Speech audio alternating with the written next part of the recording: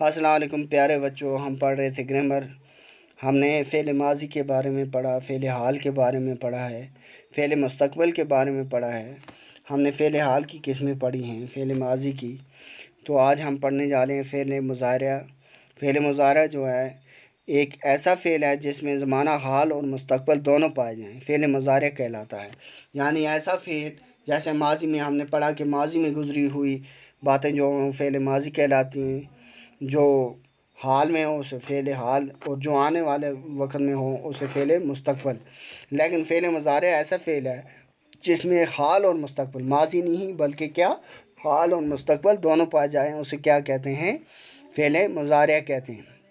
جیسے لڑکی کھائے، حالت دیکھے۔ بنانے کا طریقہ کیا ہے بچوں؟ مصدر کی علامت دور کر کے یا یہ حمزہ اور چھوٹی یا بڑی یا پھر بڑی یا لگا دیں تو فعل مضارع بن جاتا ہے۔ جیسے لڑکی کھائے، حالت دیکھے، ایک جگہ حمزہ اور بڑی یہ اور ایک جگہ چھوٹی یہ بڑی یہ لگائی گئی ہیں۔ اور کیا؟ فعل امر۔ اب فعل امر جو ہے یہ کیا ہے؟ فعل امر ایسا فعل ہے جس میں حکم پایا جائے، فعل امر کہلاتا ہے۔ اس میں کیا ہوتا ہے؟ فعل امر میں کوئی حکم دیا جاتا ہے، جیسے بچوں بھاگو، یہ ایک حکم ہے کہ بھاگو آپ۔ لڑکیوں اسکول جاؤ۔ اکرم ہاتھ لکھو۔ اکبر آؤ۔ بولو، لکھو، کرو۔ اس کی مزید مثالیں ہیں۔ یعنی اٹھو، پڑھو، لکھو، یعنی حکم ہے۔ اس کے بنانے کا طریقہ کیا ہے؟ مصدر کی علامت نہ دور کر کے فعل امر بن جاتا ہے۔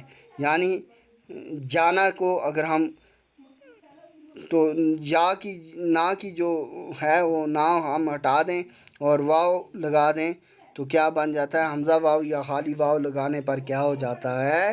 فعل امر بن جاتا ہے۔ اب اگلا بچوں فعل نہیں۔ جس فعل میں کسی کام سے روکا جائے فعل نہیں کہلاتا ہے۔ یعنی جس کام میں کیا کیا جائے، روکا جائے، کام سے روکا جائے جس فعل میں۔ یعنی لڑکے شور مت مچاؤ، ساجد زیادہ نہ کھا۔ تو ایسے ہی کیا ہے بنانے کا طریقہ اس کا کیا ہے؟ یعنی اس میں حکم دیا گیا ہے مت کرو، یعنی نہ کرنے کا کیا ہو، حکم ہو، اسے فعل نہیں کہتے ہیں۔ اور جیسے امر میں ہم نے پڑھا کچھ کرنے کا حکم دیا گیا ہو اسے فعل امر کہتے ہیں، اور اس میں نہ کیا گیا ہو اس لیے کیا کہتے ہیں؟ فعل نہیں۔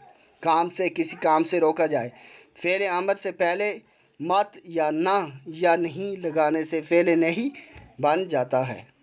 تو بچوں آج کے لیے اتنا ہی۔ ہم نیکسٹ ویڈیو میں اگلا فعل اس کے اگلا حصہ پڑھیں گے۔ تب تک کے لیے اللہ حافظ۔